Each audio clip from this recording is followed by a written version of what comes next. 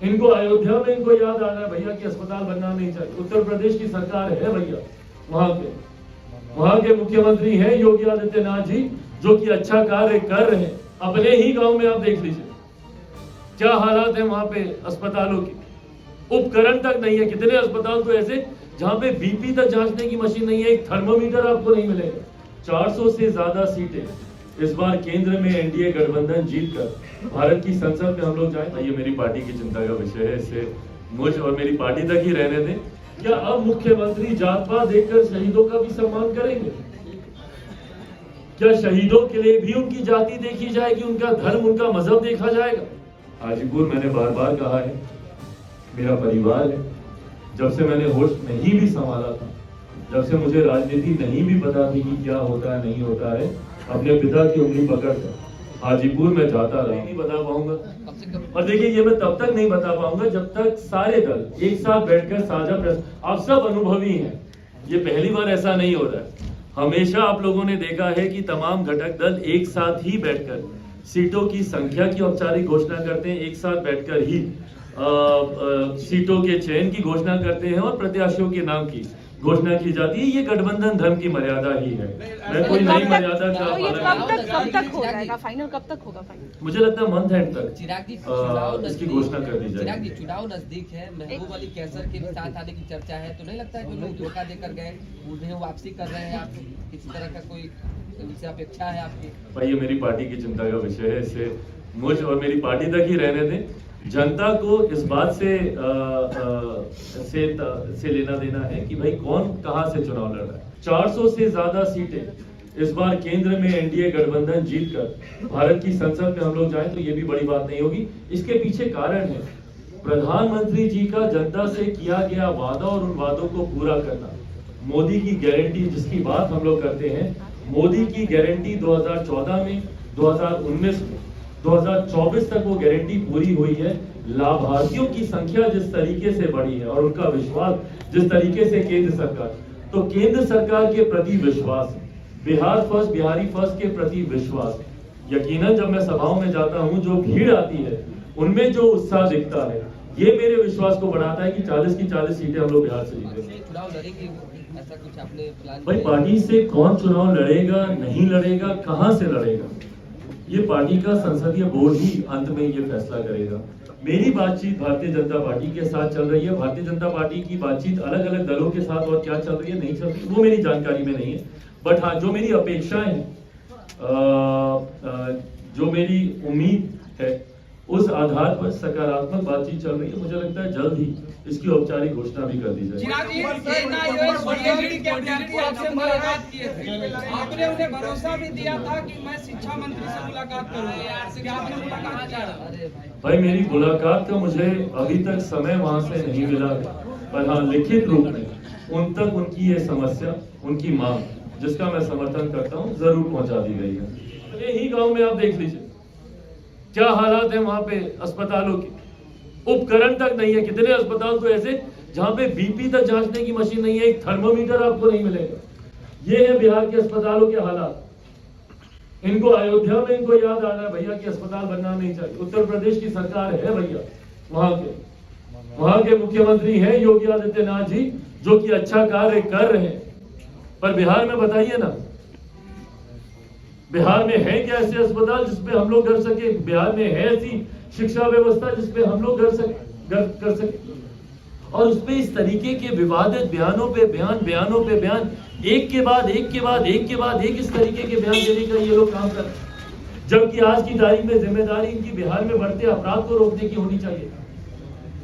इनकी जिम्मेदारी अपनी जिम्मेदारियों को निभाने की होनी चाहिए। कल हम नवादा गए, जहां पे शहीद चंदन, उनके परिवार से हम जाकर मिले। क्या अब मुख्यमंत्री जात पात देखकर शहीदों का भी सम्मान करेंगे? क्या शहीदों के लिए भी उनकी जाति देखी जाएगी, उनका धर्म, उनका मजहब देखा जाएगा? आप सब लोग गए होंगे उसके घर पर, शहीद चंदन जी के घर पर। टिन के घर में, टिन की छत के नीचे उनका परिवार है। क्या इसके लिए उसने अपना सर्वोच्च बलिदान दिया? क्या हम लोग इतना तक नहीं कर सकते कि एक शहीद के परिवार को उनके जाने के बाद उनके परिवार को एक सम्मानजनक जिंदगी दे सके। क्या इतना करना किसी सरकार के लिए बहुत कठिन कार्य है क्या? कितनी लागत लगेगी भाई उसमें, और उसमें आपको लागत क्या लगानी है?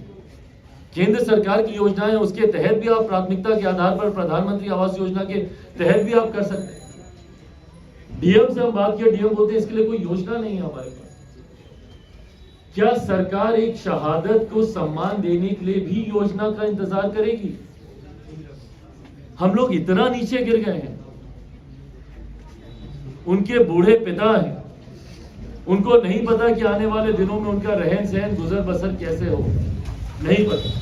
कितना मुश्किल है उनके परिवार में से किसी एक आश्रित को सरकारी नौकरी देना।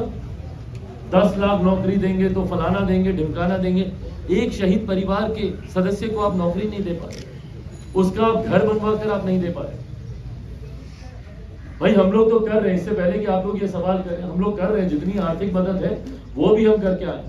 आने वाले दिनों में उनके घर के निर्माण को लेकर भी जितना खर्चा लगेगा वो भी हम लोग करेंगे।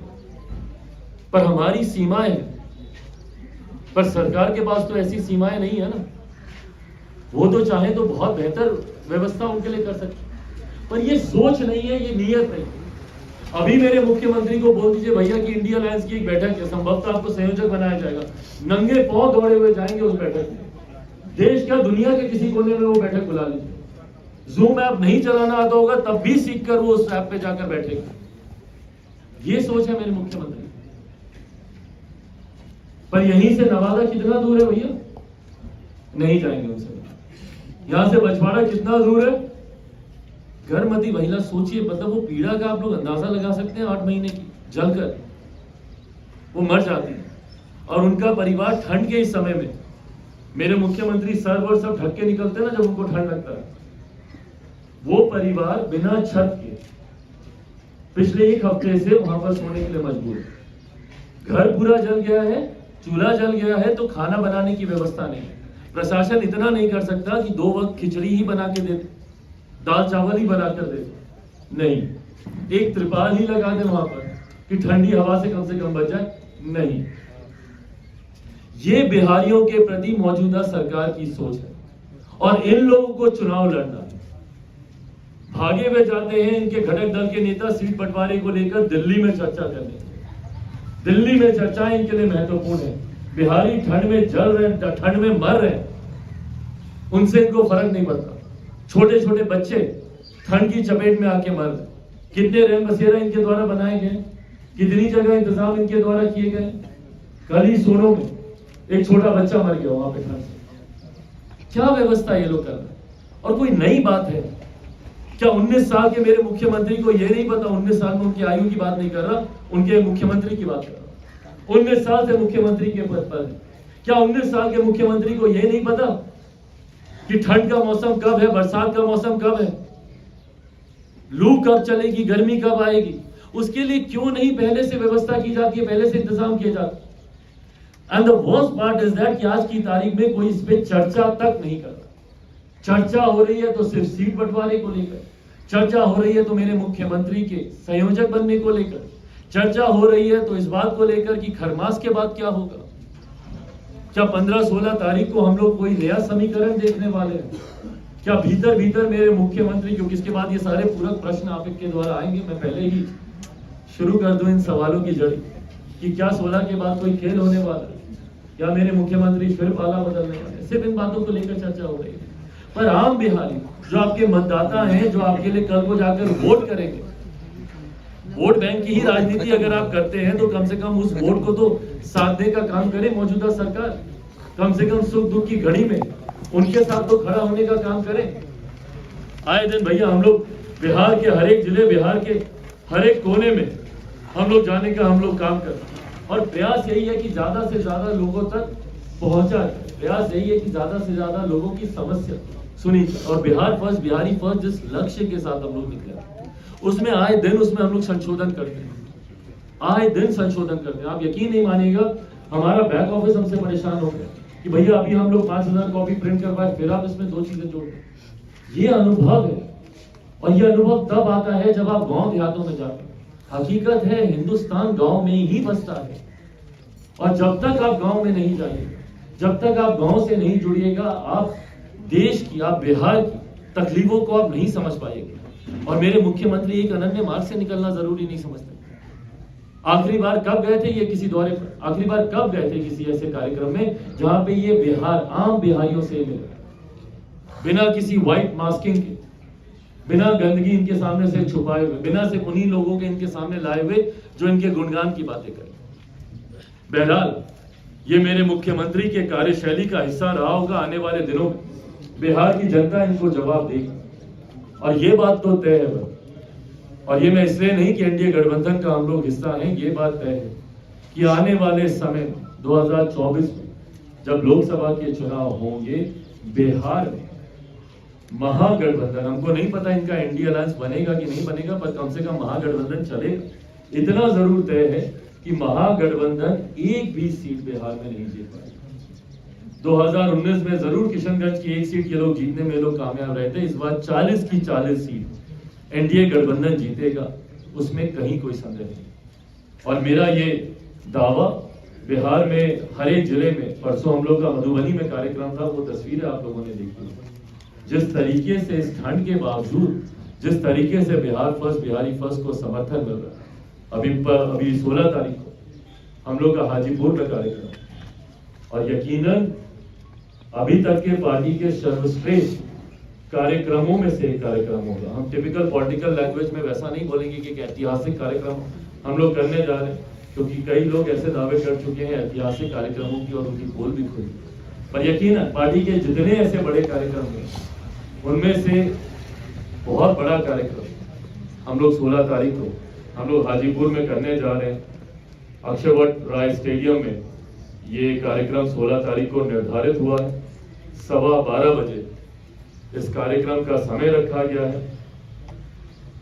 प्रदेश के और राष्ट्रीय तमाम नेताओं ने अपनी अपनी जिम्मेदारी को समझते हुए हाजीपुर लोकसभा में, वैशाली जिले में वहां पे कैंप करना शुरू किया है, और एक भव्य तरीके से इस कार्यक्रम को स्वरूप देने का प्रयास है। और मैं मानकर चलता हूं कि ये बड़ा कार्यक्रम होगा। इससे पहले कि आप लोग पूछें कि क्या मैं वहां पे कोई शक्ति प्रदर्शन करने का प्रयास कर रहा हूं, या मैं वहां पे एक बड़े कार्यक्रम के माध्यम से कोई दबाव की राजनीति करने का मैं प्रयास कर रहा हूं, ये सारे पूरक प्रश्न आएंगे, जवाब मैं पहले ही दे देता हूं। ऐसा कोई उद्देश्य नहीं है। हाजीपुर मैंने बार बार कहा है, मेरा परिवार है। जब से मैंने होश नहीं भी संभाला था, जब से मुझे राजनीति नहीं भी पता थी कि क्या होता है नहीं होता है, अपने पिता की उंगली पकड़कर हाजीपुर में जाता रहा हूं। तो हाजीपुर कभी भी मेरे लिए कोई शक्ति प्रदर्शन का या किसी बात को सिद्ध करने का क्षेत्र कभी नहीं हो सकता। हमेशा से वो मेरा परिवार रहा है। जैसे जमुई मेरा परिवार है, पर जमुई होश संभालने के बाद, कार्य से जुड़ने के बाद मैं जमुई गया, और उसके बाद वहां से वो रिश्ता जुड़ा। पर हाजीपुर से ये रिश्ता बचपन से रहा है, और उसी रिश्ते को और मजबूत करने की कड़ी में 16 तारीख का ये कार्यक्रम हम लोग आयोजित करने जा रहे हैं। अब इसके अलावा अगर आप लोग कुछ दिन पूर्व जो है आपने कि वो अपनी जिम्मेदारियों को निभाना तक भूल जाए। आप पिछले 1 साल से लगभग इस बात को नोटिस कीजिएगा कि मेरे मुख्यमंत्री की, एक मुख्यमंत्री के तौर पर और एक गृह मंत्री के तौर पर उनकी जो जिम्मेदारियां होनी चाहिए, उनसे वो पूरी तरीके से अपना पल्ला झाड़ चुके। और अगर उनका ध्यान किसी पर केंद्रित है तो सिर्फ और सिर्फ चुनाव को लेकर, अपने गठबंधन को लेकर, अपने पदों को लेकर, कि उनको संयोजक बनाया जाएगा नहीं बनाया जाएगा, वो इंडी अलायंस में रहेंगे कि वो एनडीए अलायंस में आएंगे, सिर्फ इन बातों को लेकर ही चर्चा होगी। और अफसोस ये कि इस दौरान कई ऐसी जिम्मेदारियां थी एक मुख्यमंत्री के तौर पर, प्रदेश के गृह मंत्री के तौर पर, जिसका निर्वहन उनको करना चाहिए था, जो पूरी तरीके से जिसको उन्होंने नकारा। नववर्ष की शुरुआत के साथ पुनः बिहार में हत्याओं का, अपराध का पुनः ग्राफ चढ़ने लगा, और उस पर पुनः एक बार हमेशा की तरह मेरे मुख्यमंत्री खामोश दिखाई दे। सिर्फ और सिर्फ राजनीति तमाम ऐसे विषयों को लेकर होती है जिस पर चर्चा तक सार्वजनिक तौर पर करना मेरे हिसाब से उचित नहीं है। ये एक ऐसा साल है जो दो कारणों से बहुत ज्यादा महत्वपूर्ण है। जहां यकीनन एक तरफ देश में चुनाव है, ये एक बहुत बड़ा महत्वपूर्ण इस साल में होने वाला एक इवेंट है। और उसी के साथ ये साल एक ऐतिहासिक साल है, क्योंकि इस साल सदियों से लंबे एक सपना, देश की एक बड़ी आबादी का एक सपना इस साल की शुरुआत में पूरा होने जा रहा है। राम भक्तों की लंबे समय से आस्था रही है कि अयोध्या में भव्य राम मंदिर का निर्माण हो। अफसोस इस बात का रहा कि इस विषय को लेकर दशकों से सिर्फ और सिर्फ इसके ऊपर राजनीति होती रही, जो कि नहीं होनी चाहिए। राम मंदिर को हर चुनाव में सिर्फ मुद्दा बनाया गया।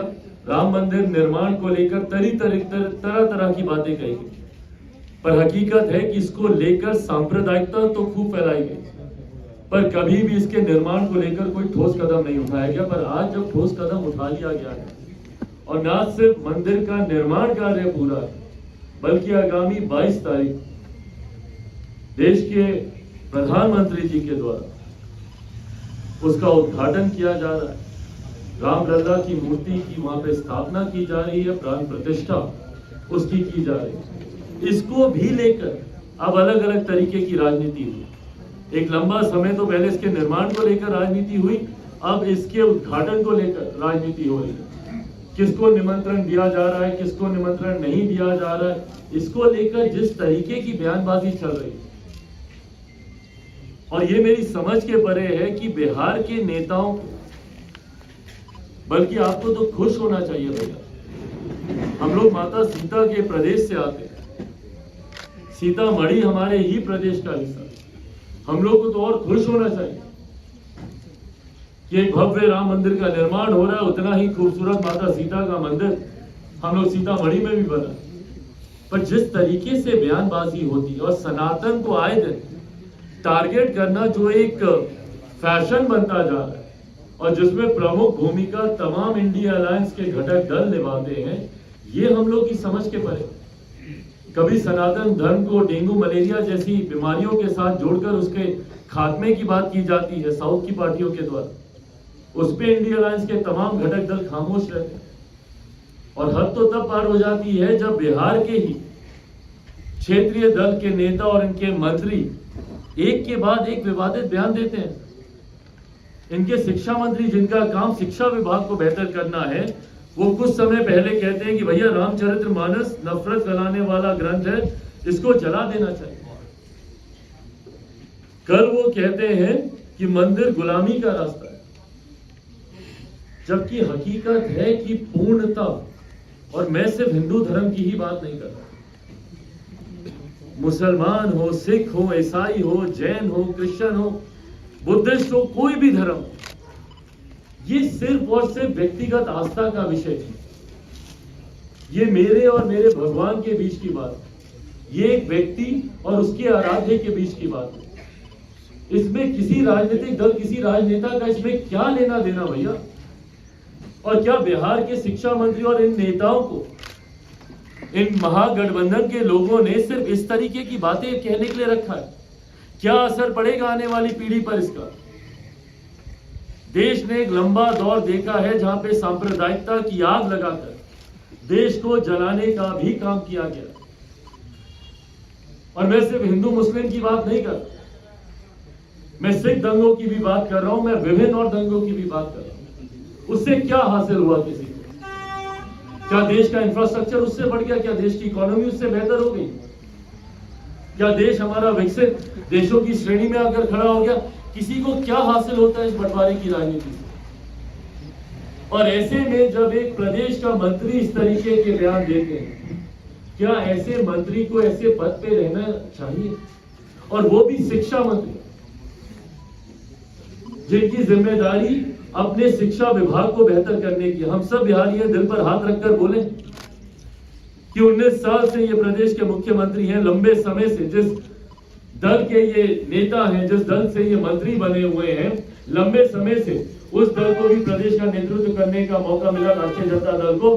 क्या बिहार विकसित राज्य बन गया? क्या इन लोगों ने शिक्षा में तमाम जरूरी सुधार इन लोगों ने कर दिए? कल हम बछवाड़ा गए थे, वहां पे 9 घरों में आग लग गई, 4 लोग वहां पर जलकर मर गए, जिसमें से एक 8 महीने की गर्भवती महिला भी, वो तक उसमें जलकर मर गई। इन मंत्रियों के पास उतनी फुर्सत तो है नहीं कि ये लोग वहां पर जाएं, उन पीड़ित परिवारों से जाकर मिले। पर जब हम बछवाड़ा में वहां पर गए, वार्ड नंबर 9 में, वहीं पर जहां उस परिवार से हम मिल रहे, ठीक पीछे एक विद्यालय था। कल हम अपने सोशल मीडिया हैंडल पे भी हम उसका वीडियो डाले। टीन का ऊपर वो छप्पर डला हुआ है, उसके नीचे जमीन पर ठंड के समय में जमीन पर बच्चे बैठकर वहां पे पढ़ाई करने के लिए मजबूर हैं।